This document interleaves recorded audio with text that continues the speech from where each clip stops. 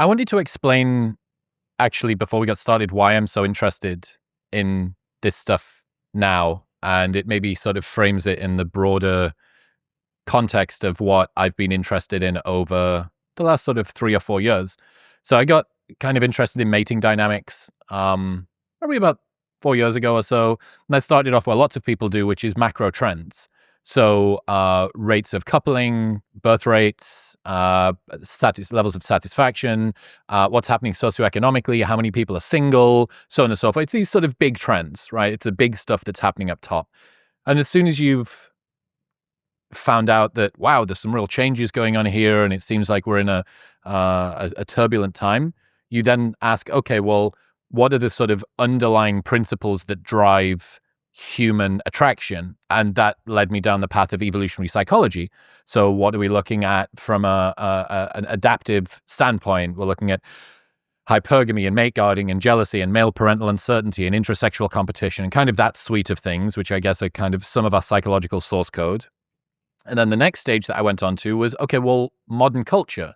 How is the macro trend and the underlying sort of ancestral programming, how is that, what's happening in the modern world, changes that have happened that have sort of led us to some of this turbulence maybe occurring? So you're talking about sexual revolution and the creation of the pill and dating apps and technology and distraction and so on and so forth.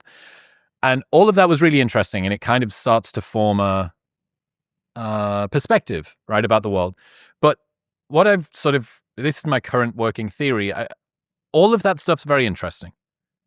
But every person's actual day-to-day, the mechanism with which they interact with their relationship is none of those things, right? They are all very highly contributing background noise.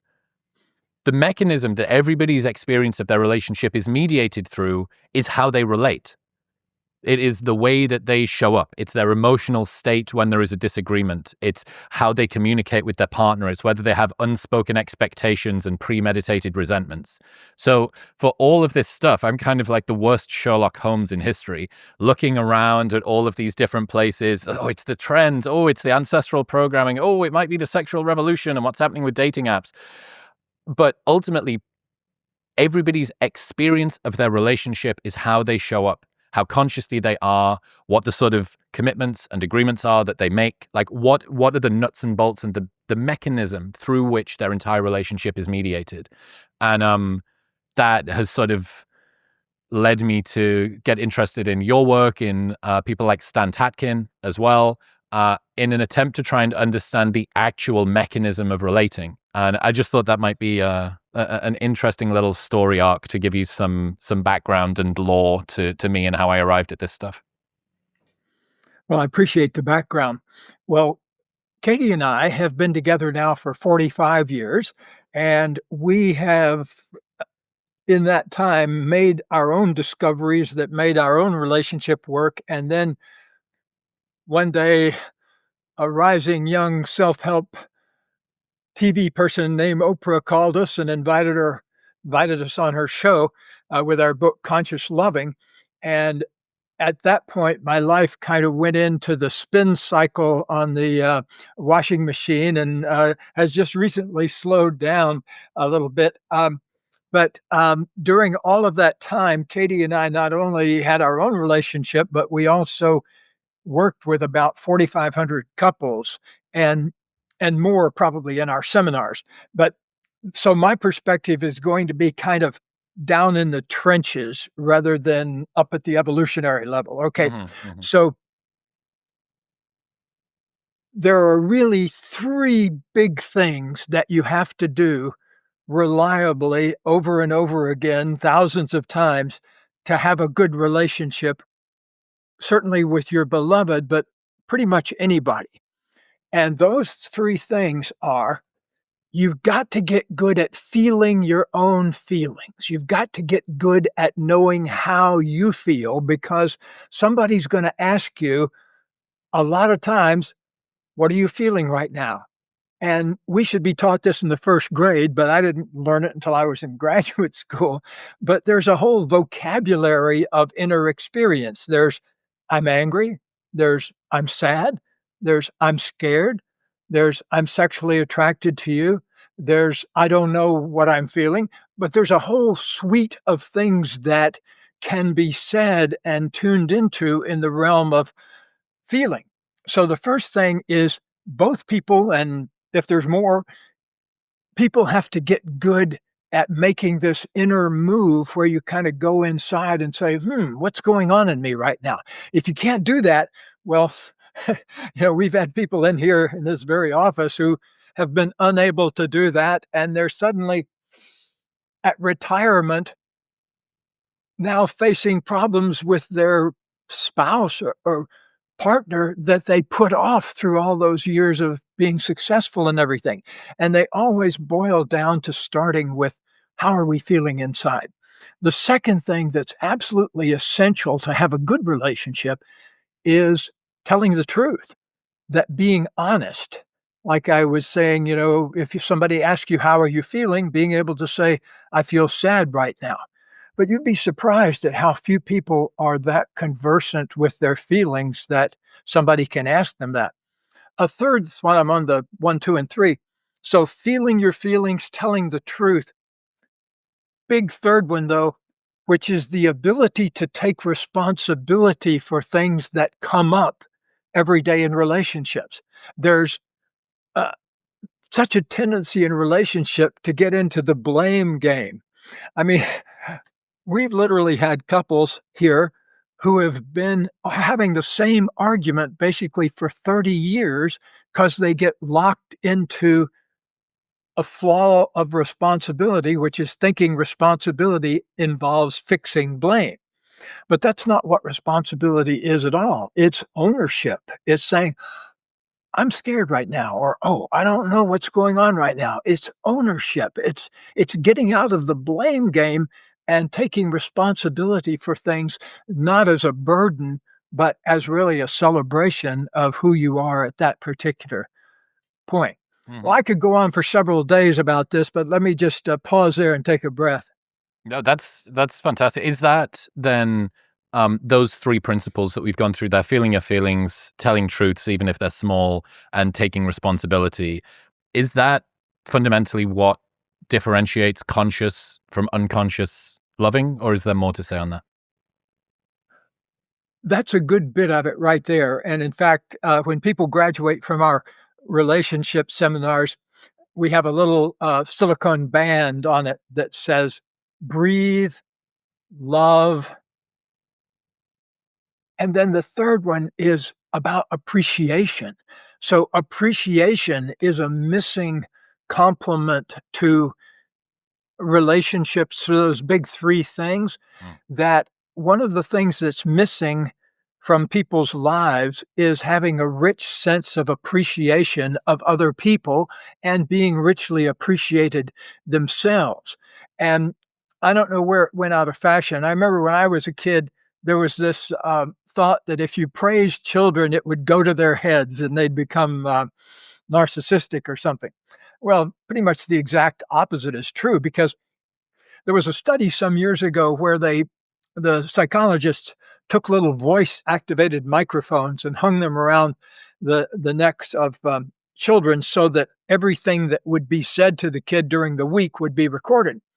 And these were all like 4 or 5-year-old kids. And so in the course of the week, all of the recordings, once they got sorted through, 85% of the stuff that was said to the children was negative. Like, stop doing that, or quit that, or something Wow. that involved a negative prescription rather than a positive appreciation. And so that lets you know that you probably can't go too far wrong by appreciating your children and appreciating other people. Don't worry about it going to their heads. Yeah. Even if you did it 100% of the time, the other people, all of the experiences they have that aren't in the household and they aren't with you, they're going to offset that. So the likelihood of your child becoming a narcissist with a massive ego is still pretty low. especially if they've ever been through junior high school, because I don't remember anybody ever of my friends saying a single negative or positive word for about 3 years there. It was all ragging on each other and put downs and sarcasm and all of those kind Well, of stuff that'll ruin relationships. you're talking to someone who's British, so taking the piss is actually our national sport. Like this. I think one of my friends has this thing. He says, an American introvert is a British extrovert. Well, level. I find that when I'm in the UK, most of my good conversations come after 2 Guinnesses. Up until then, I write off pretty much any conversation I have. This is all just formality. It's like foreplay. It's the pre-coital pillow talk before anything's actually happened. Yeah, unless I'm in Ireland and it takes 3 or 4, but the two in Ireland doesn't do it. That's true. That is very true. They're a different breed. What about the role? So looking at those are commitments, right? Those are 3 very important commitments that we've got there. What about agreements? Like, what's the role of agreements? How do they differ from commitments? What does that mean? Yes, once you get through the big 3, then you open up a few more things that are really important. So if you're getting good at noticing how you feel, speaking honestly, and taking responsibility, there's a plethora of things to focus on. One of them is keeping agreements that, when people split up, they often give them surveys of what went wrong in the relationship. And one of the things that a lot of people say, well, 2 things that really pop out is the other person would never tell me how they feel. So that's one thing. A second thing is I got tired of picking up after the person, in the literal and metaphorical sense, monitoring somebody else's agreements, trying to get them to keep their agreements. As if by magic, a lot of relationships will end up with a very tidy person and a very sloppy person, and a very logical person and a very dizzyingly emotional person. And having those 2 things finally come into harmony with each other takes a major life commitment. That's got to be one of the things you're really committed to, is to have good, close personal relationships. If you don't do that, I've had deathbed experiences where people told me things like, I sure wish I'd been able to tell this person that I loved them while they were still alive, and that gives me a very deep sense of ill at ease when I hear somebody talk about something that would be so easily fixable in what I call 10 seconds of sweaty conversation. Okay, tell me about 10 seconds or 10 minutes of sweaty conversation. Okay, let me give you a 10-second version of it, and then I'll tell you a 10-minute version. Okay. We had a woman from another country, and a fairly conservative country, and she was married to a man, a kind of a highly placed man, and she had an affair with his best friend. Okay? And this was a one-night stand with his best friend when they were both at some conference or something like that. Well, she justified that for 7 years because it was no big deal. It didn't really, nothing happened. We weren't in love or anything like that. It was just one of those things. And so that's the way she justified not telling her partner. But when she came here, we didn't know this at first, by the way. What she came here about was that she had not had an orgasm in 7 years. And so as we were working on this, one of the things that happens, I just hate to tell everybody, but one of the reasons people stop having sexual pleasure is because they stuff some truth that should have been said in a 10-second sweaty conversation. The 10-second sweaty conversation was, honey, I had sex with your best friend on October 13th, 1986. Okay, so that was the flat out truth of the matter. Okay. And why do most people resist the 10-second sweaty conversation? Because they're afraid of what's going to happen from second 11 on. Mm. Okay, they don't want to deal with the person's reaction. Okay, so guess what we had her do? Mr. Sherlock, guess what we had her pick up the phone and do? A 10-second sweaty conversation. 10-second sweaty conversation. Actually, I'm sorry, I misspoke. We've had him on the phone, but he happened to be here. So the 10-second sweaty conversation was, I had sex with your best friend 7 years ago. Oh, boy. The next 10 or 20 minutes were pretty sweaty, too. But the thing is, she felt such a sense of relief that guess what happened that night? She went home and had her first orgasm in 7 years. So that's why I say that your voice box is really the only 6 inches of sexual apparatus that you need to worry about. That's so great. That's fantastic. So keep that voice box open and watch what happens with your sexuality. Very good. Yeah, I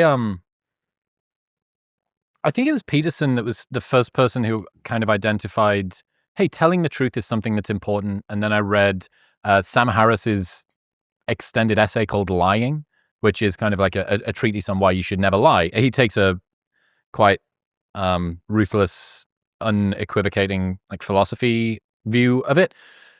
But both of those things, it's so easy to just obfuscate a little bit, to try and play some persona, to say what you think the other person wants to hear. You tend to not actually say what you feel. And then after long enough, what I noticed in my life, especially my 20s, was I'd played personas and obfuscated and like manipulated what I thought when I said it to other people so much, mostly because I was worried about people not liking me and I really wanted to be accepted. And I had this concern about validation and all the rest of it and being seen. Ooh, am I worthy as who I am? So I'm not. And what I'll do is I'll try and show up as a version of me that I think they will like, which obviously is totally self-defeating because even if they do like you, you never actually feel the praise because you know that they don't like you. They just like this role that you were playing all along.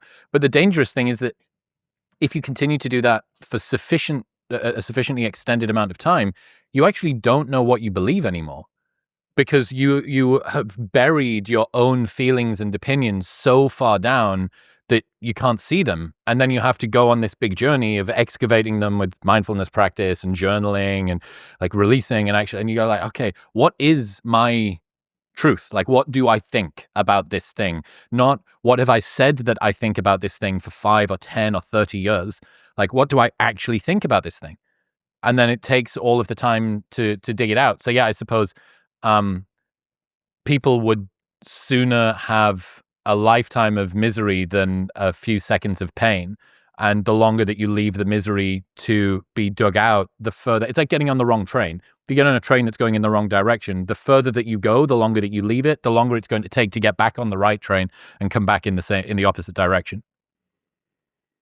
Yeah, it's so amazing to me how prevalent it is to hide who you really are, and for no really good reason. I just had a memory listening to your British accent. I was getting a haircut in a hair salon once in London, and I became so acutely aware. There was this one little interaction that happened that reminded me about how acutely aware many British people are about fear of embarrassment, not being embarrassed. Oh, And massive. yes, and so I was getting my hair cut, and the front door opened, and a fellow started in, and the hairstylist put down her thing and picked up her appointment book and started toward the uh, front door to where her appointment was going to be made. And then the guy kind of walked past her and said, "Oh, excuse me, I'm just here checking the plumbing," or something like that. He wasn't there for a haircut. Mm. And she said, "Oh, that's okay. I was just taking my book up to the front anyway." And, it was just how quickly the lie covered. I Oh, mean, it would be easy yeah. to say, "Oh, I'm embarrassed. I thought you wanted a haircut. How That's silly of 10 me. seconds. I thought that you came in to get your haircut. Let me give you one that speaks to that as well. So I was in Bali about 7 years ago. I was traveling on my own, and I was going out there and I was training and just taking a little bit of a break from work for maybe 4 weeks.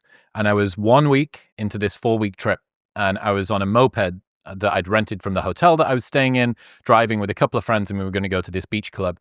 And a truck, classic Balinese road, truck pulls out. It's only 20 yards in front of me, and I'm going at a pretty quick clip. And I pull both of the brakes. I'd rented this moped for 50p a day from the hotel. It's not exactly in their interests to keep it in tip-top Formula One shape. So I pulled it.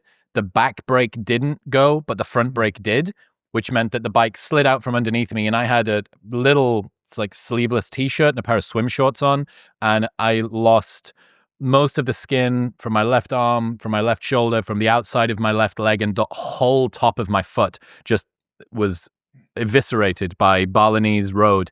And the first sensation that I had a helmet on, but the first sensation I had wasn't anger at the guy in the truck that had pulled out in front of me. It wasn't concern for my injuries. It wasn't worry about whether there was another car that was going to come behind me. The first thing I felt was social shame. I was like, oh, what a cringe thing to do. The two guys that I'm with, the two Australian dudes I'm with that I just made friends with, they're going to think that I'm so stupid for coming off this bike. Like, I've just lost like 50% of the skin from my two left limbs. I'm in the middle of a Balinese road with this bike on the floor and all of this stuff. And the most salient thing that my brain decided that it was going to attach itself to was the social embarrassment of having just done something that wasn't my fault. Well, it reminds me of that old saying that there are so many people that are afraid of public speaking that at a given funeral, more people would prefer to be in the casket than giving the eulogy. Yeah, that's a good point. I'm interested, just so we don't go too far ahead. What are the most common obstacles, or just practically feeling feelings, telling truth, taking responsibility? What are the most practical obstacles that people need to come over for each of those? Or what are the ways that you say, hey, you haven't tried feeling your feelings all that much. You haven't tried telling the truth. You haven't tried taking like, what are the foundational principles of the principles when we get these into practice? One of my colleagues, my relationship research colleagues up in Washington, John Gottman, came up some years ago with what he called the 4 horsemen of the apocalypse, which are things that spell doom in a relationship. And I have a couple of my own riffs, but I'll tell you what his 4 horsemen were: criticism, contempt, defensiveness, and withdrawal or sulking. And so criticism is kind of the chronic slayer of good feeling in relationship. When you interview people who are coming out of relationships after a divorce, what was it that made you leave? I just got sick of being criticized, of being wrong all the time. And, that's a very unpleasant feeling, being wrong and being made to feel wrong all of the time. And so I know I had that in a close relationship before I met Katie. I grew up in a very critical family where people were, high achievers, but incredibly critical about each other. And I don't ever remember anybody ever saying anything like, I'm proud of you, or I love you, or great job, or anything like that. But it was very quick to point out flaws. So when I got into my first big deal relationship as a grown up latter part of college, I connected up with a woman who was incredibly critical, and I didn't even think much about it. But she basically found fault with just about everything I did. But I just was so into that mode of assuming that was the way relationships went that it took me a while to have it dawn on me. And we were visiting another couple, and they were very positive with each other. And I remember going home afterwards thinking, wow, I haven't had 10 minutes of that in this relationship so far. And we'd been together, like 5 or 6 months or something like that. So I began to wake up to my own pattern in that regard. So instead of focusing on getting rid of the other person's criticism, what I focused on, I came over here and said, what do I have to do in myself so I'm not a constant criticism attractor, so that I'm Mm. not a living listening for criticism? Mhm, mhm, Big question shift there rather than what's wrong with them? Why don't they get fixed over here rather than saying, what am I doing to attract this kind of thing? mm, And so that was a big moment for me. And in fact, I ended that relationship, and the next one I got into was so much more pleasant. She wasn't that kind of person since I didn't require that kind of person. And I'm really, really happy that I've had 45 years, more than that slightly now, of a relationship of the most beautiful flow of love and connection that I could have ever imagined. mm, And it's because we practice what we preach. mm. When stuff comes up, I say, I felt sad about that or whatever. And so it stays rebirthing. You can rebirth the passion in a relationship over and over again every day. And so, I always tell people until you've had sex in your 70s, you haven't had sex yet, because There's there's a going to be a lot of quotable quote. there's going to be a lot of single 70-year-olds out there that are thinking, "Yes, say more, Gabe. We need to, we need Well, to be on it." I just retired from writing books, but you cannot believe how many publishers have asked me to write a book about sex in your latter years, because Katie and I, we go to conferences and we give speeches, and it's obviously we're having a great time with each other. So Mhm. people always want to know how we do it. Wow. What about the other side of telling the truth? So Yeah. it it it it, Well, it seems it seems to me that the like co-commitment thing, this showing up for each other, um, in order for one person to feel safe in telling the truth, the recipient has a role, which is to make it safe for the truth to be told to them, right? So a lot of the time, the truths that you're going to hear, hey, when you sent me that text, or when you did that thing, or when you were talking to your coworker over there, like it made me feel X. When you X, it made me feel Y. Right? There's like a good structure to this, but a lot of the time, that sentence to the recipient can feel like an attack. It can feel like a criticism. It can feel very personal. It can feel like our intentions are being associated with that and accused. What does good receiving of truth and uncomfortable sentences, what does that look like? ultimately, it looks like being able to hear whatever somebody is saying without flinching or without needing to defend in some way. Um, Defensiveness kills a lot of relationships too. Like a classic example would be a couple we had in here a while back, a younger couple, but he was in the habit of she would ask him, "How are you feeling right now?" And he would make a joke out of it. He'd kind of turn, "Oh, you don't want to hear stuff like that. But she was sincerely interested in that. And you don't have to do that too many times in a relationship to kind of turn off the easeful flow of intimacy. Mm, It's just like if you ask a politician, not naming names, a bunch of times to tell you the truth and they lie to you on every occasion they can, you kind of stop paying attention to them. You say, hey, that's not exactly my president or my senator. So, but the real sad thing in relationships is, well, remember the second horseman of the apocalypse, defensiveness, that gets on the problem of the listener a lot of times because one of our dictums here at the Hendricks Institute is don't have a 10-second sweaty conversation while the other person is driving. Because we've actually had people swerve off the freeway because the person told an untimely truth. And as a matter of fact, even better, We had a farming couple one time that she got the urge to tell him the truth and walked about something and walked out into the field and told him in his tractor, and he ended up swerving over and cutting a big swath through stuff that he didn't want to cut down because he got so mad about that. But Yeah. the bottom line is choose your timing carefully, but also, would you like to hear? This is what you ask the other person.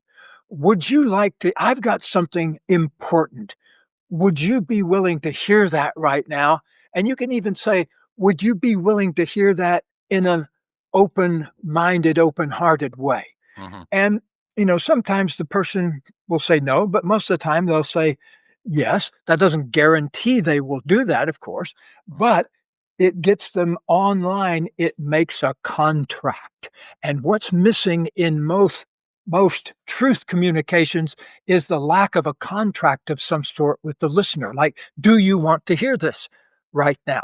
Because a lot of times, if you just blurt out something that you've been holding on for a while, I call it dropping an 18-pound pearl of wisdom on the person. Bam! Because they're not expecting it. They're not prepared for it. Mm. That's why we say one of the things we teach in our books, especially for midlife and beyond couples. We have a book called Conscious Loving Ever After for midlife and beyond, like couples in their 40s, 50s, 60s, 70s, etc. One of the important things we teach them to do is have 2 little meetings a week, like 15-minute meetings, 10-minute meetings. Here we do it on Tuesday and Thursday night, but it doesn't matter. One of them is for feelings, and the other one is for stuff. One of them is called the heart talk. One of them is called the stuff talk. And stuff talk is, oh, Kevin's soccer practice ends at 5 this week. Can you pick him up then rather than 5:30? Boy, if that doesn't get done, I've seen people come in here in a storming fury because somebody was 30 minutes late picking up somebody at soccer practice. So it's really important to get the nitty-gritty of your agreements covered. And so one thing that happens is little tiny things build up. It's not always things like I'm having an affair. It's little things like, oh, you know what? I forgot to pick up Kevin today. That when you realize that 10-second sweaty communication goes a long way to clearing up those kinds of things. So defensiveness, getting the other person to agree that they want to hear what you have to say, super important thing. Another type of defensiveness is people who not blow up when you tell them the truth, but they veer off and change the subject.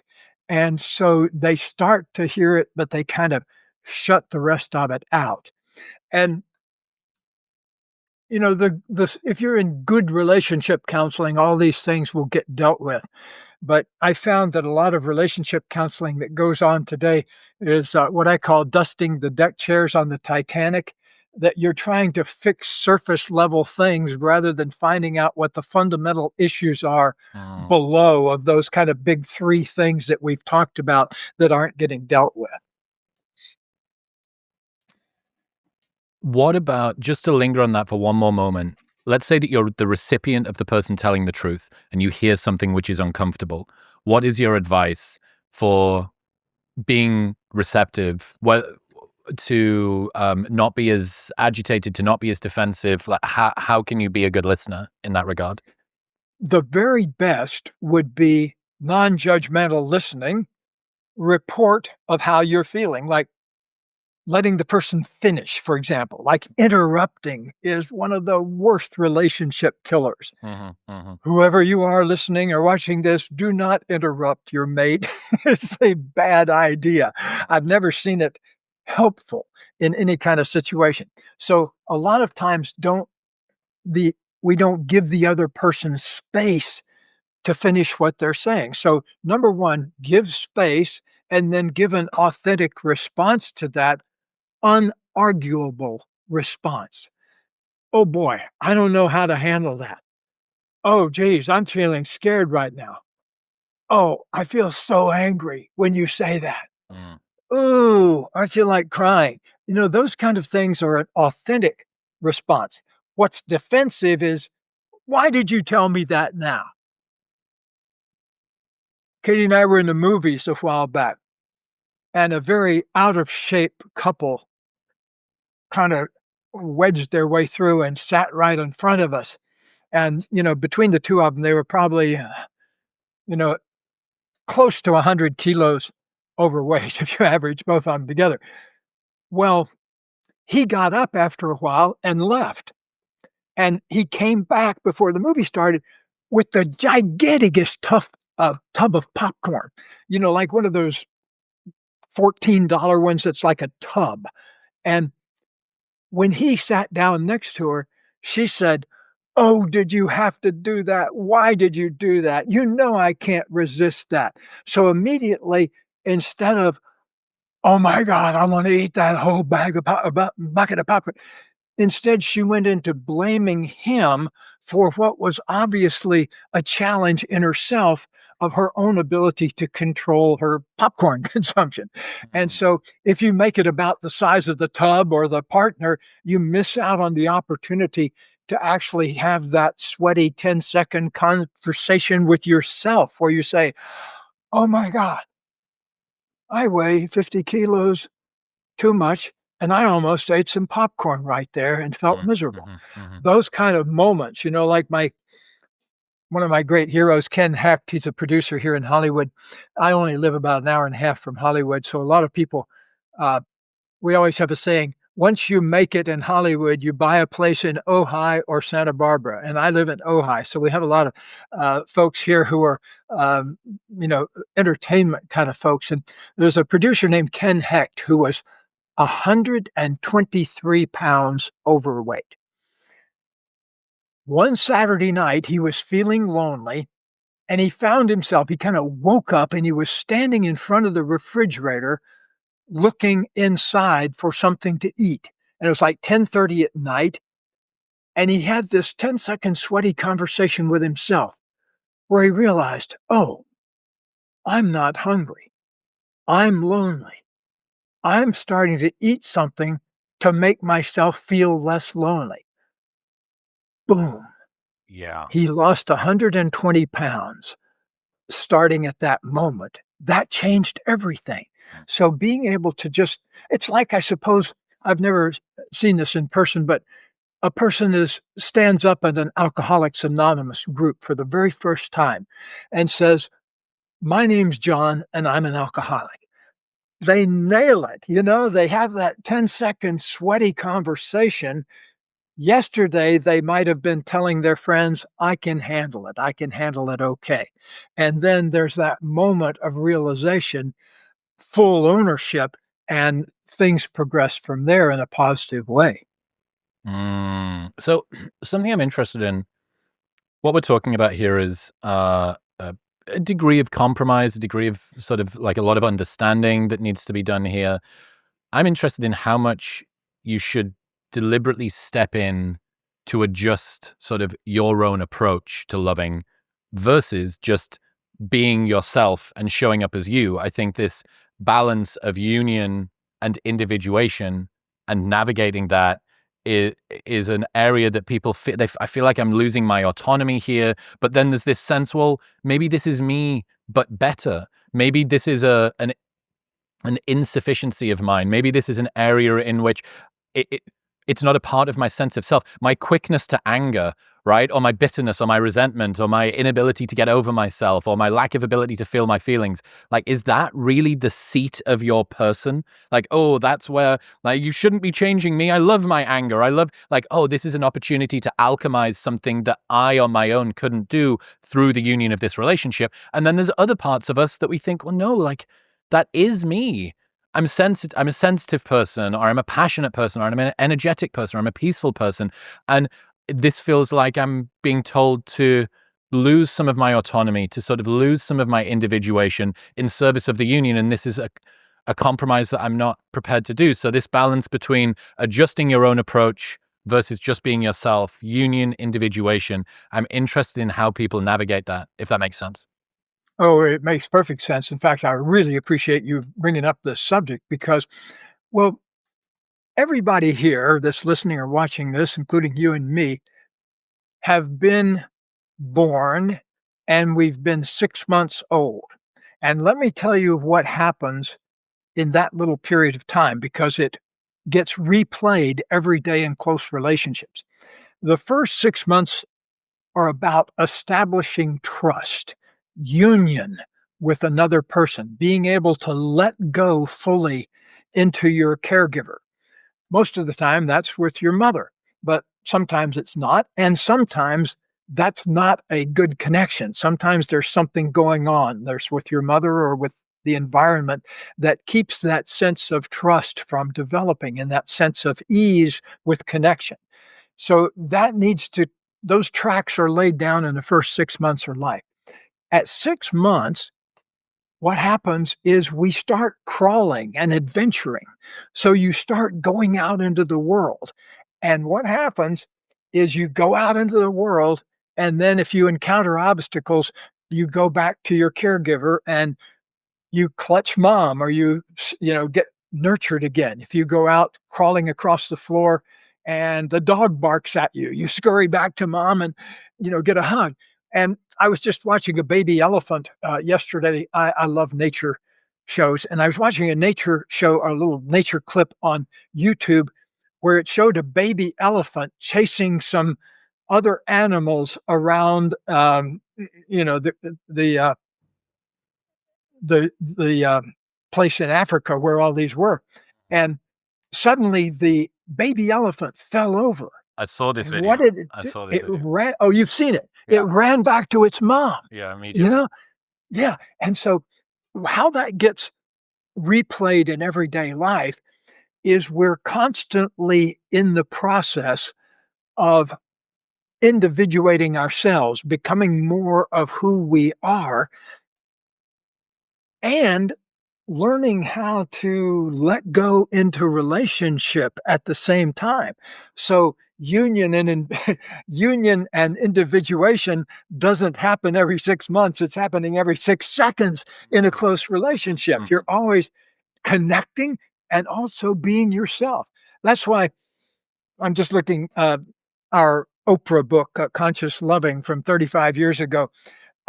The first time we were on her show, we were on there with that book. I'm just looking over at my bookshelf, and the subtitle is "How to Be Fully Yourself and in Relationship at the Same Time." How to be fully together without giving up yourself. And so this daily practice of knowing that your life is about getting more in touch with yourself Mm. and having more empathy and space for other people. That's what it's all about. And, from having been at deathbeds over the years from people who were passing out of this mortal thing we've got going here, I've heard of people say things like, "Oh God, I wish I hadn't spent so much time at the office. Oh, why didn't I ever say I love you, to somebody that's dead?" So there's all these incompletions that people walk around with that are the things that need to be said in those 10-second or 10-minute conversations. They don't always need to be sweaty. You could say like, my wife and I have a question that we ask each other every week, which is there anything that I could be doing or saying right now that might make you feel more loved and treasured in our Mhm. relationship? And it's an invitation. If there is something, great, say it. If not, great, things are going along just fine. But living in that question means that I'm always and she's always looking for, is there anything that I could be doing or saying that would make her light up? Isn't it It used interesting? to make, yeah, Just so interesting that the openness from both parties here. Hey, we're in this together. We're not just committed, we're co-committed. You see the best in me, I see the best in you. I have faith that your judgment is good. And I actually believe that you may, in some ways, know me better than I know myself, maybe in many ways. And the sort of egolessness of it. I'm not gripping too tightly to this sense of me, and I'm not being rigid, and I'm not seeing things as personal attacks. Hey, we're building this thing together. We're building this partnership together. I think it's a kind of humility. It's like co-humility in that way. It seems pretty important. Yeah, because, well, I'll just tell you from a practical standpoint, when people come in for relationship counseling, pretty much the first thing we have to do is get them to both agree that they want to have a great relationship.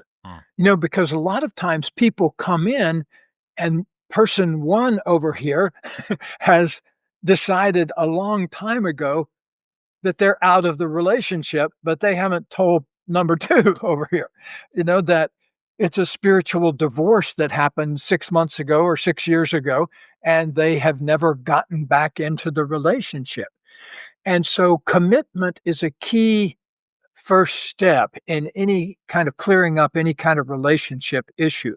Because if you can get both people to say, I want to have a great relationship with you, that's what I'm here for.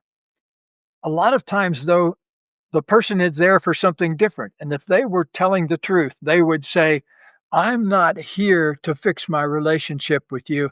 I'm here to justify why I decided to leave. Yes. And so, I'm kind of peeking backstage in the therapist's office there to tell you that if you're coming into counseling with that kind of attitude, let the person know right up there. And we can tell it with their body language. We don't have to have it. If the person says, we say, are you committed to having a great relationship with Jane or John? And they say, well, of course, I'm completely committed to that. Well, I'm here, aren't I? That's a definitive, Yeah. that's a summation of 50 years of defensive responses that I've heard from people. Yeah. Okay, what about co-commitment? What are the steps to co-commitment, and what does that mean to you? It's choosing to be in the game. I was I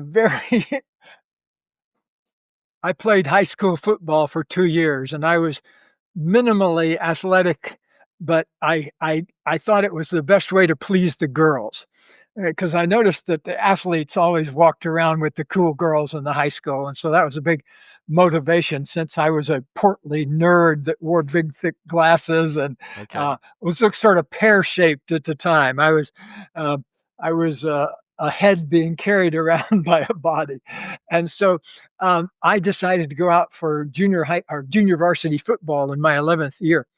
And I spent the entire year sitting on the bench. They never let me in, except toward the end of the season.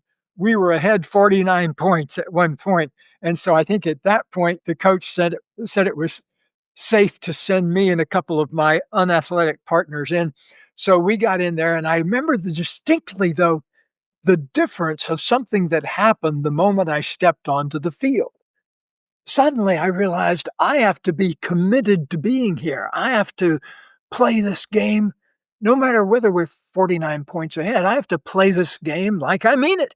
And so, in a lot of relationships, that commitment has wandered off, through different interests or just drifting apart or, like one of my, actually, he's a therapist where I used to practice out in Colorado.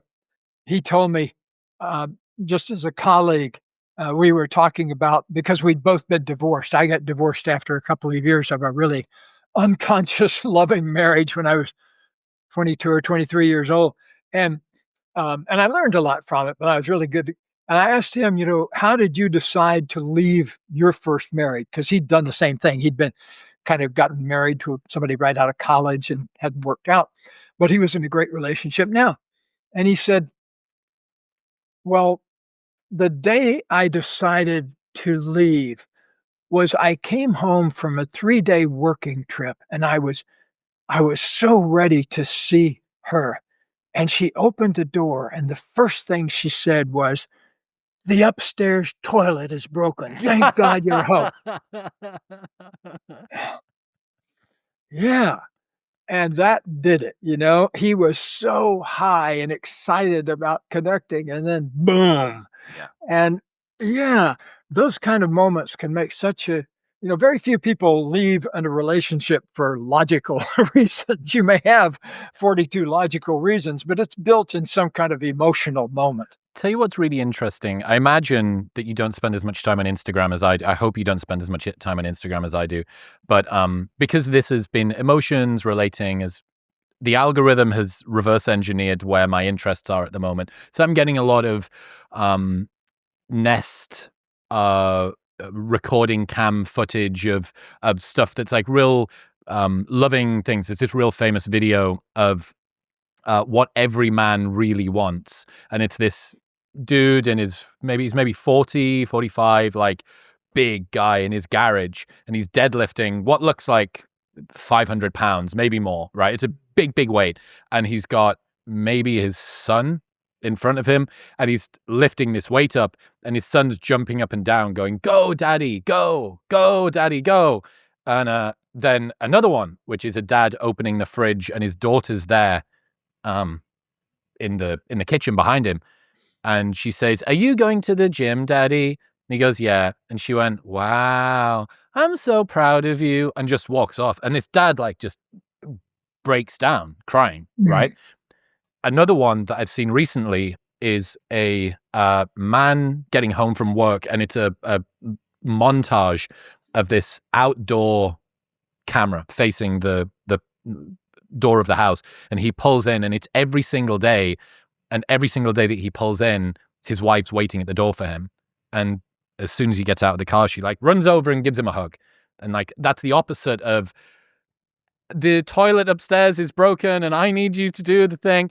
My point here is I really do think for all the first three buckets that I talked about, the macro trends, the evolutionary psychology underpinnings, the modern culture, I think people are very despondent about what those are. Socioeconomically, guys aren't doing particularly well. It means there's a dearth of eligible partners for women who are doing the college and earning thing. Oh, not good. And retreats and men going their own way and aggressive feminism and all of this stuff. Then no.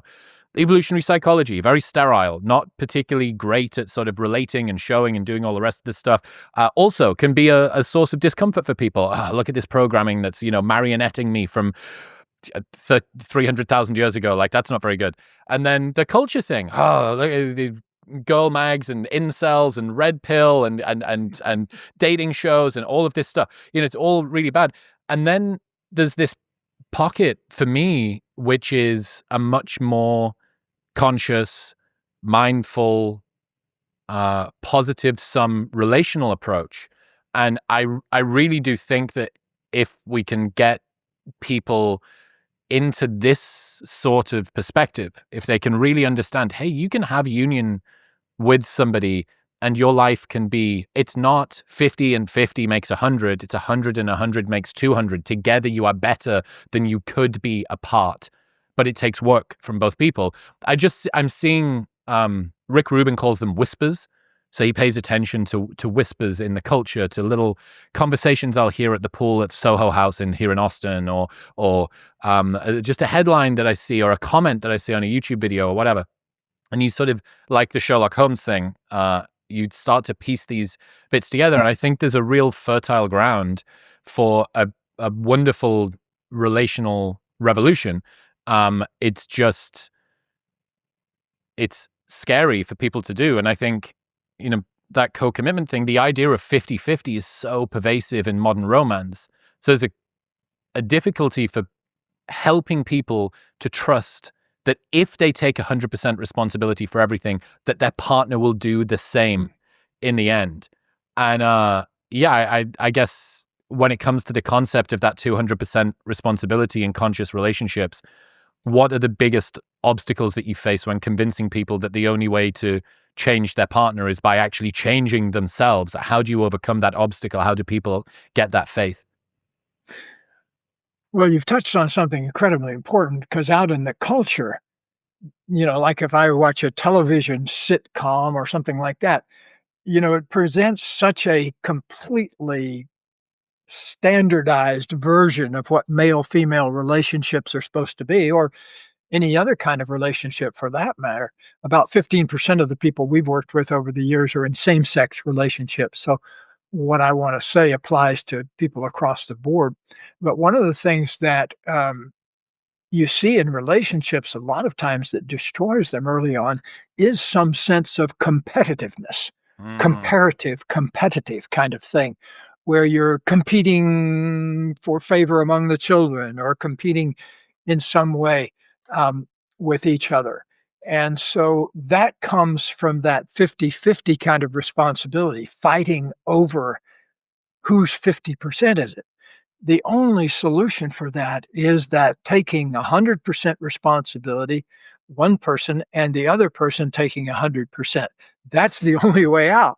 And as you well know, though, that's not the way many relationships are set up. In fact, out in the society, like if you watch politics, if you watch the news every day, you see the victim persecutor dynamic in action all the time.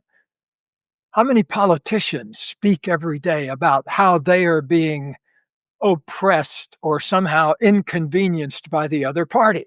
Nobody stands up on the floor of the Senate and says, I take responsibility for this, and it's always the other guys are responsible for keeping me from doing what I want to do. And so what my life has been about and what my revolution is all about is making it okay and safe for everybody to tell the truth. Like I want to vote for a politician that says, we've got some serious problems. I don't have the slightest idea how to deal with a lot of them, but I sure want to be working on them with everybody else who wants to work on them and Mm. who wants to play. That's the spirit in which we're going to get things done. But I don't see much of that conversation going on. In fact, it's usually nowadays, if anybody tells the truth, they get fired. Well, it's very unseductive. I suppose, at least in politics, it is a competition. Right? You need to beat the other person by any means necessary, and whatever's most compelling to most of the electorate is what people will vote for. What politicians will give the policies that people will vote for, because if they voted for something else, the politicians would do that. It's the same reason that anybody who complains about clickbait on YouTube, you go, dude, well, if you didn't click on it, the creators would stop creating it. But yeah, I think a lot of the time when we're talking about this sort of co-commitment thing, I'm going to give everything. I'm really going to dedicate myself to this, and I want you to do the same. A lot of the time, both partners tend to dig their heels in, and they want the other person to go first.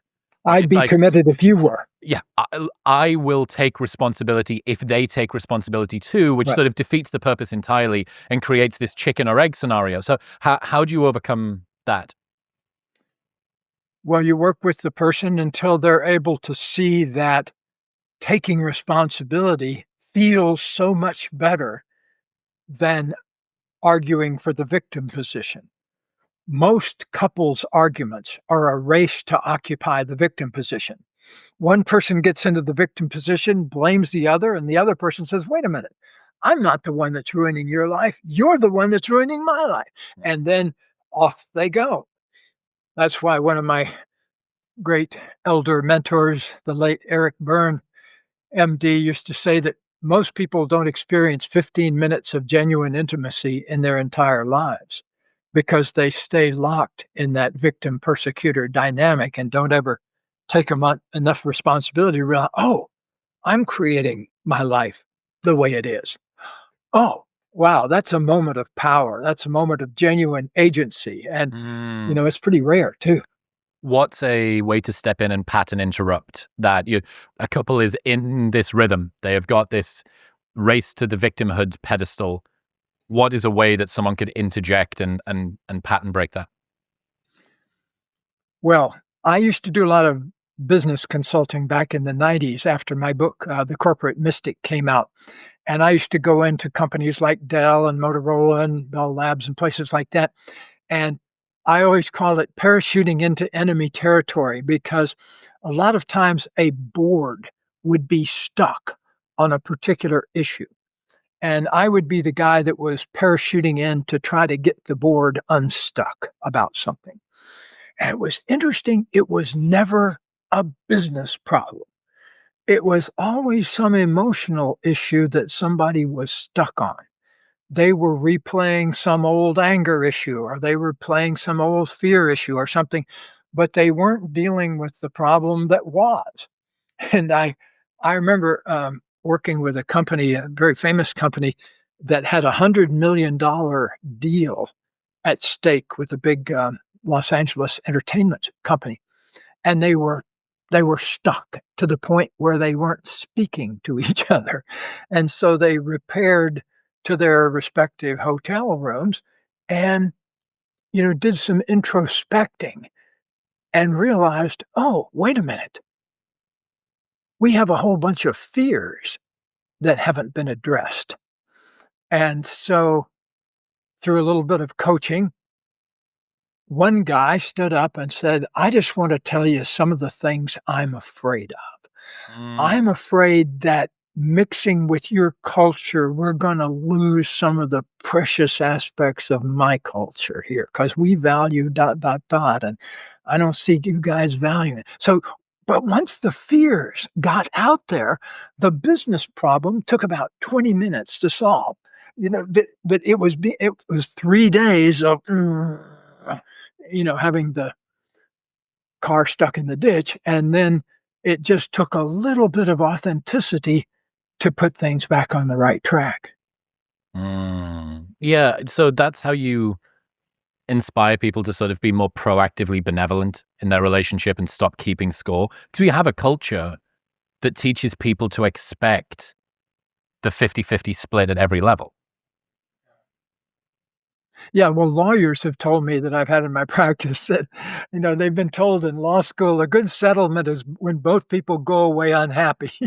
And I was so pleased the other day. I saw I don't know if you watched the Open. I'm a golfer, and so I watched the British Open. Um, Anyway, I never miss it. I avidly watch the Open every year. And this year, one of our guys, Scotty Scheffler from Texas, won it. But at the press conference, he Oh said my something God. so valuable. This is I this cried. It is one of the I've reached out to Scotty to try and bring him on the show just because I've watched golf for a while. That one press conference thing, what's the point of me doing this? Why am I doing this? Let me tell you, I've worked my entire life for a few moments of satisfaction. It's phenomenal. It is so wonderful to see a high performer do the thing, win the thing, and then warn everybody else off of it. Totally. And, to not only say, I'm feeling this great feeling today, but he said, in a couple of days, I'll be back to my normal state of dissatisfaction. And I thought, wow, I've never heard anybody say anything remotely like that. And then the other thing he said was, it's great, that I'm making a living playing golf, but the day it interferes with my relationship with my wife or my child is the last day I'll ever play golf for a living. Wow. That's because he's at the peak of his career. And with that kind of attitude, he could go on for years and years and years. But I was so grateful to hear somebody at that stature say that. What I think is really wonderful about it is, as well, it must be difficult to be the wife of a world champion golfer. He's away all the time. He's training all the time. I mean, actually, golf probably one of the pursuits that probably gets the least female attention, I guess. I mean, Tiger Woods aside, he kind of transcended the sport. But you think about like NBA stars on the road or football players or whatever, and you think, oh, there's going to be a lot of female groupies around them. You're like, golf? Really? Are they like the pinnacle of sort of sexiness when it comes to athletes? But still, you're in a relationship with a guy, a lot of attention, a lot of options, always on the road, late nights in hotels, so on and so forth. And a lot of the time, especially as someone who has a tiny micro amount of public attention, I'm thinking more and more about what is it like to be in a relation, to be on the other side of the relationship of the person that's the A player, right? That is the person that's out on stage, because, well, it is incumbent on the person who has got all of the stuff going on, who has all of the attention, to make the person who doesn't and is still there supporting them even more comfortable. He finishes, he putts at the final thing, high fives his caddy, and looks around for, where's my partner at? Because if I go and celebrate with everybody else first, what's the subtext of that? The subtext is everything is a priority, and you are you pick up the slack at the end. I was having a conversation with a friend recently who had dated a really, really famous singer for a while, and she would get off stage and he would be the last person after she's just had, like tens of thousands of adoring fans, and the attention's been on her, and she's sexy and done up and beguiling and charming and all the rest of this stuff. And then she'd get off stage and he's had to swallow his pride. He's had to, the fragile male ego of, I am here supporting my partner doing her thing. And then he was the last person that was sort of greeted, and shock horror, that relationship didn't last. And he's also public facing. And now when he does his thing and he's out on stage and he's, the man, the pedestal, the fucking savant that's up there, the first person he looks for when he comes off and finishes is his partner, and he runs over to her, gives her a big kiss. She's and she gets to be, he did all of that and everybody loves him, but me, I am his priority. That fits around me as opposed to me picking up the scraps afterward. And I think, that's everyone should go and check it out. I retweeted it last week on my Twitter account. Scotty shout, what a boss, what an absolute legend. Well, golf is the only sport that I'm remotely skilled at, so I watch carefully utterances by my favorite golfers, and that was one that just really lit me up. Going back to that 50-50 thing, I wonder whether there's an issue of trying to measure apples to apples in this competitive nature, because one person does the dishes, one takes out the trash, one goes to work, one looks after the house. The nature of a heterosexual relationship is that we are always apples to oranges. People are tracking what each partner brings to the table based on an assumption of evenness. But that's impossible because we bring different things to the table. And I have to assume that just flattens the polarity of the relationship, which just leads to inevitable failure. Yeah, well, John Gray is an old friend of ours, and he made up that whole men are from Mars, women are from Venus things. And he was telling me one time about where he sort of got that idea. He was in India, and he was watching a group of people cook dinner for the village. And he noticed that all of the men were just sitting around, squatting, watching, smoking, not saying a word. And the women were cooking, and they were animatedly talking with each other and that kind of thing. So, if you go back in evolution, you're going to find that for most of human evolution, we were hunter-gatherers. For just a wink of an eye of modern life, we've become something different. But hunter-gatherers, the male element, they're out having to be very quiet and very terse with their communications if they're on the hunt. Whereas back home, everybody that's left, that's not out hunting, is talking and chattering, gossiping, and making and noise. Parenting and relating. Yeah.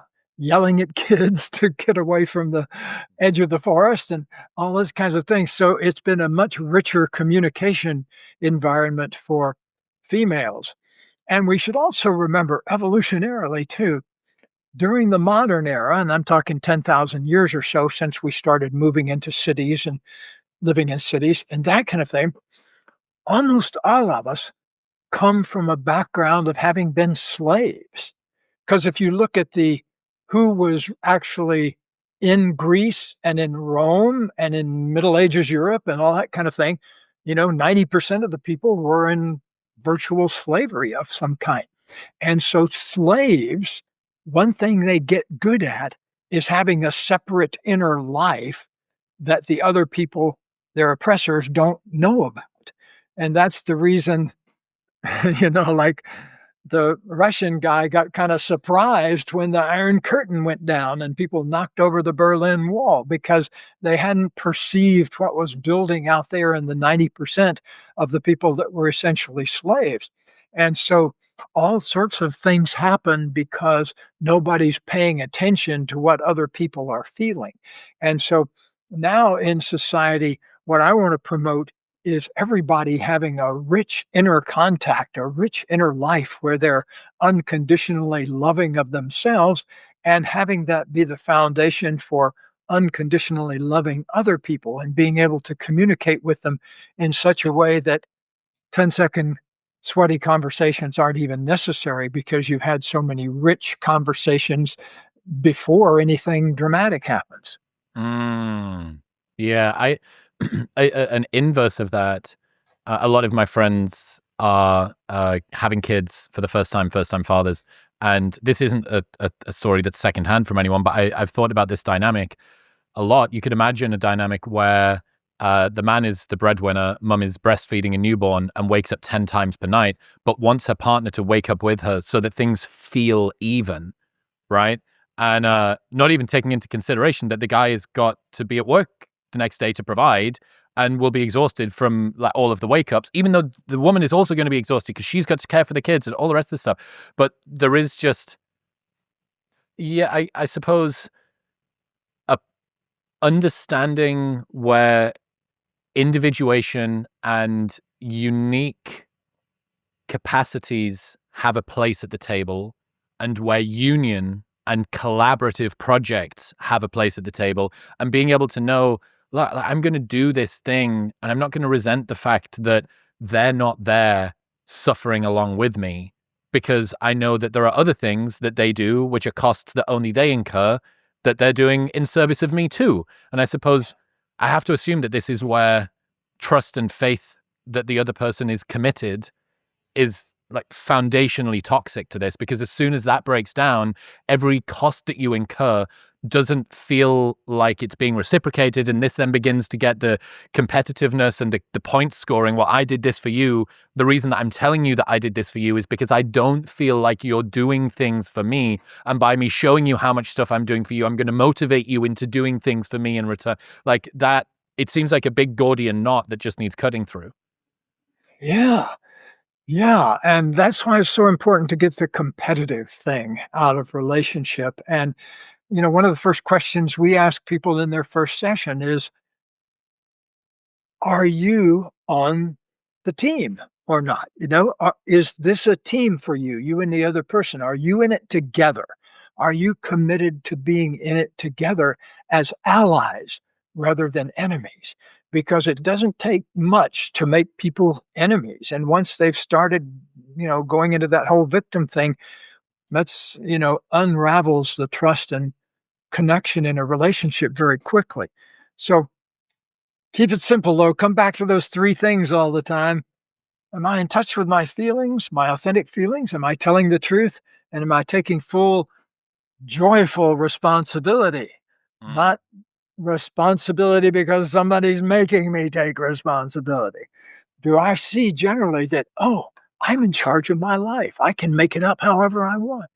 If you get two people that are doing that, like Katie and I've been doing for the last 45 years, you can do lots of miracles, like publish 61 books between us and be on 500 television shows and travel around the world 2 million miles teaching seminars. None of those things would have happened if we were constantly ragging on each other and competing with each other. And you also probably couldn't have done it on your own.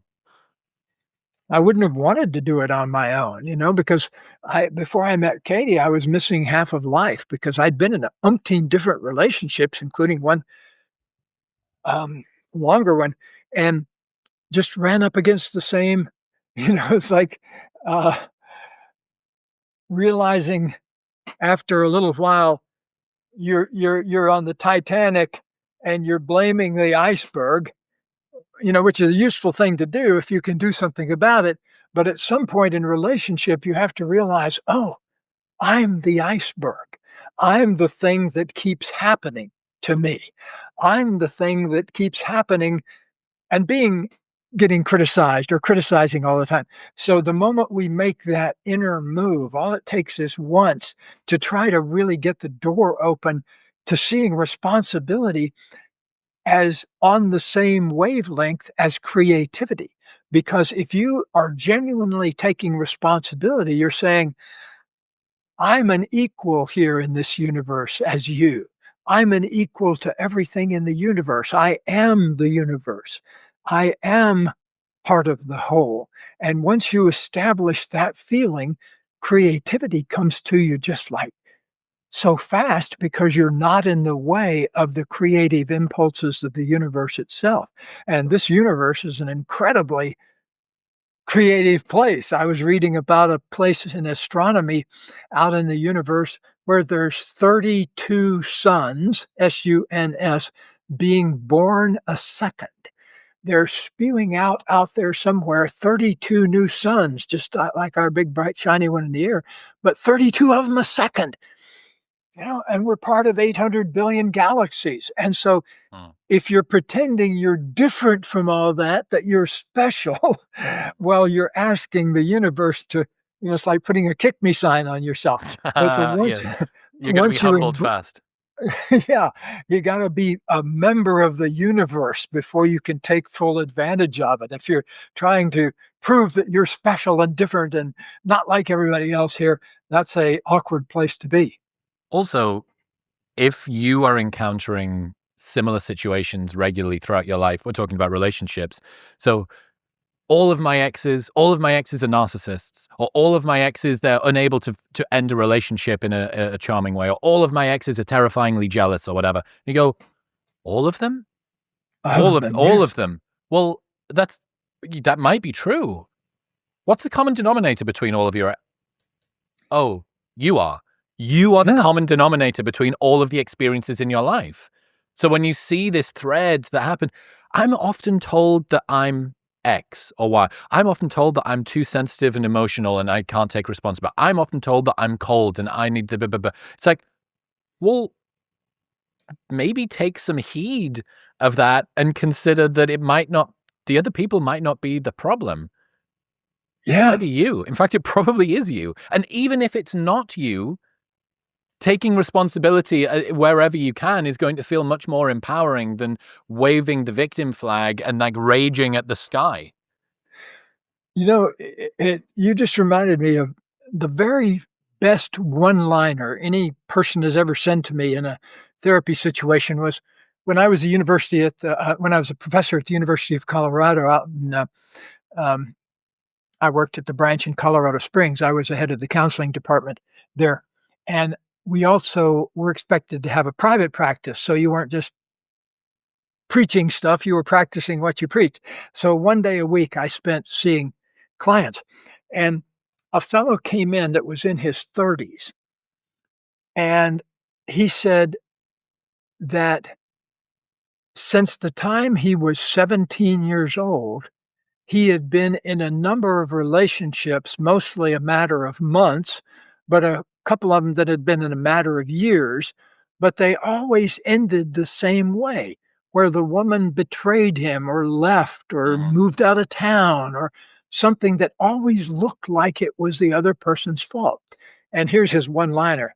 He said in this very innocent voice, he said, "Dr. Hendricks, I'm beginning to wonder if it has something to do with me." You think? Yeah. And it didn't take me 10 minutes of being a therapy wizard to find out something that he had never thought about, which is amazing in itself. He had never connected up the fact that he was one of 4 boys, and he was the baby of 4 boys. And after his mother had him, she decided she'd had enough and disappeared with another man and just didn't come back. And so he grew up in this milieu where his father was ranting on a pretty much daily basis. "If your mother were only here," blah, blah, blah, and, just couldn't adapt very well and was playing the victim card throughout my, clients. And it was so deeply ingrained that he'd never made the connection. He didn't until he was 35 or so years old say, oh, that horrible betrayal when I was a year old, I'm replaying the pattern. Wow. So, I've been blessed in a way. I've been able to sit with people thousands of times now where they had that realization, but I never get tired of it. It's always the most beautiful thing to see because when a person gets out of life happening to them and gets into, oh, life is happening through me. That means I can do something about it. I can create a new dream or I can create a new relationship. You can't do that when you're operating from the victim position. So good. I have one of my best friends is currently writing a book about agency, and he summarizes agency as I happen to life, not life happens to me. Yes. And I suppose the elevated, ascended, spiritually enlightened version is life happens through me, right? That's a sort of a more heart opening side of things. But I think the ground floor is like, hey, I happen to life. Like I can impact my future. Holy shit. Like I can leave that relationship I don't like, or I can move out of that career that isn't enthusing me anymore, or I can set a boundary with my family that's pissing me off, or I can lose 50 pounds, or I can change my habits. Like fundamentally, you are not at the mercy of the things that are happening to you. And the same thing goes for your relationship. And I think I've had this theory for a little while. I'd be interested to know what your opinion of this is. A lot of relationship proselytizing that happens on the internet, a lot of the issues that people are trying to navigate are fundamentally incompatibility, being intellectualized, reverse engineered. I have a friend who has made a big deal out of the fact that your partner should challenge you. His wife of many decades is super disagreeable. It's like, well, obviously the person that you fell in love with is the philosophy that you then bore out of that, because if not, you would have broken up. And the same thing goes for like all the way down. Much of it is, well, you need to be able to do this within your relationship, or you must be able to navigate this with your partner. It's like, I get the sense that it is far easier to find a partner who compensates for our shortcomings and actually helps us get past them than it is to fix them. Like Oh, if you're yeah.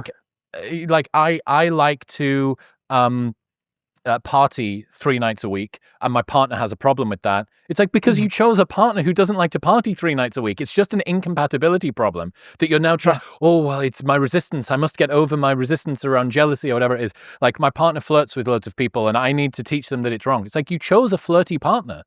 You chose a partner that flirts with everybody, and you're the sort of person that feels uncomfortable with that. There is a man or a woman out there who would be absolutely fine with it and maybe even would actually quite like it because they know that they get the partner when they come home. And there is another partner out there for you who wouldn't flirt with anybody and would love the fact that you're really dedicated and that you pay attention and that you care about the fact. It's like a lot of it is reverse engineering incompatibility and then forming some kind of philosophy out of it.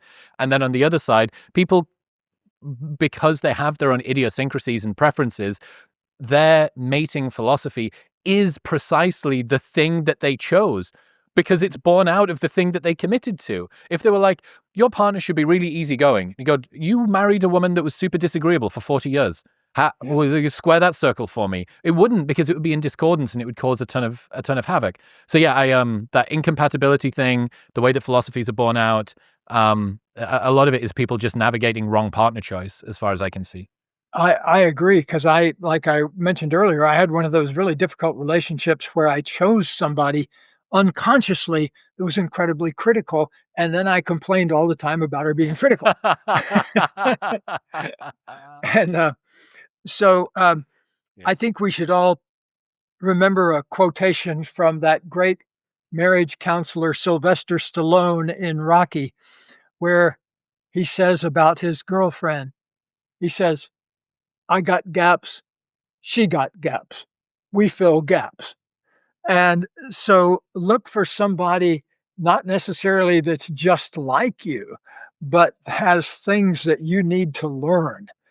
Like I remember when my wife corrected my Mr. Fix-It program way back in the early stages of our relationship, may have been the first year of our relationship.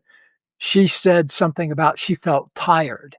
And I went into fix-it mode and I said, oh, well, why don't you try let's meditate for 15 minutes together or something like that. And I tried 2 or 3 things. And finally she said, wait a minute, when I tell you something like I'm scared or I'm tired, I'm not looking for you to fix it.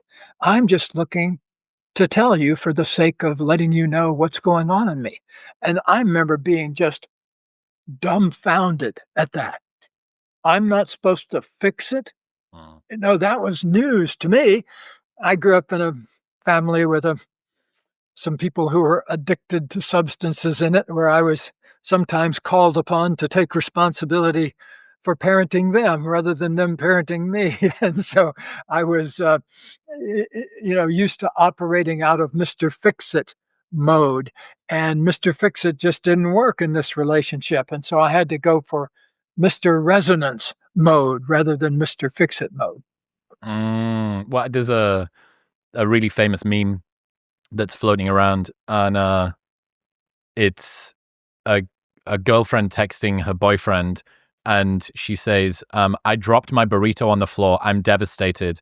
And his response to your situation is, are you in the problem solving mode, or do you just want to talk about it for a while? It's so true. It's so true. And I think, for the women out there, guys like to fix things. Vasopressin for us is a fucking hell of a drug. Like I saw another great video from a while ago on Twitter said, it's a woman, sort of a Gen Z type woman talking to the camera, and she says, I've just figured men out. Men love quests. They want quests. They're always looking for quests. They just want something. They want to go and fix this thing and come back and them to be the hero. And they just want quests. They want quests in the bedroom, and they want to get a pat on the back and a good boy and didn't you do well and so on and so on. Like, they just want quests. And that's why the failure of cross-sex mind reading is I am communicating to you in the way that I would want to be communicated to. Mm-hmm. And it just takes a little bit of humility and understanding on both sides. And, these are things that are hard learned. And I think it's one of the reasons that relationships are training grounds. And often the first relationship you get into is probably not going to be the one that you stay in, because so many of these lessons are learned through discomfort, and then they accumulate over time. You have this cumulative load of errors that have been made, and it gets too great, and the relationship collapses under the weight of it. And then, I run it back next time, but I take all of the learnings from the last one into this one, and then I go again, and isn't that great? I didn't tell her how to go and buy a new burrito. I said, I'm so sorry that your burrito fell on the floor, honey. Isn't that?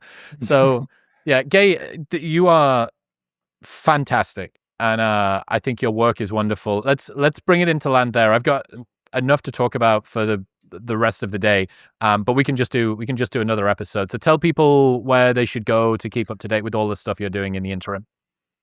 Well, good. Well, we're everywhere. I have a whole team that does Facebook and all those kind of things. I do my own Instagram, my own personal Hendricks.gay at Hendricks.gay Instagram, because I kind of get a kick out of that, and posting family stuff on there and stuff I do and that kind of thing. So you can find us just about everywhere. Hendricks.com is the jumping off place for everything we do. We have a new thing called the Coaches Portal that you can find, which is a way to get all your professional answers for what you do with your clients and that kind of thing. So, and our books are everywhere. So we're pretty hard to miss out there. I just thought something that I got to tell you. Maybe you saw this on Instagram. There's the greatest cartoon I saw this week that I circulated all over the place. There's a old-fashioned cartoon of 2 women sitting in a room kind of in a seance, and one of them is reading tarot cards for the other one. And the tarot card reader is saying to the other woman, your cards indicate that you're the cause of a lot of your own problems.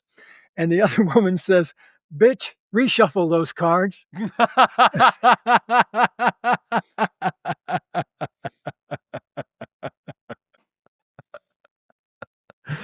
Perfect. Gay, I can't wait to speak to you again, mate. I'm so glad that I found your work, and I really think that you're moving everybody's world in a better direction. So I appreciate you very much. Well, thank you very much. You're clearly in your genius zone, and blessings to you. Congratulations, you made it to the end of the episode. And if you want more, well, why don't you press right here? Come on.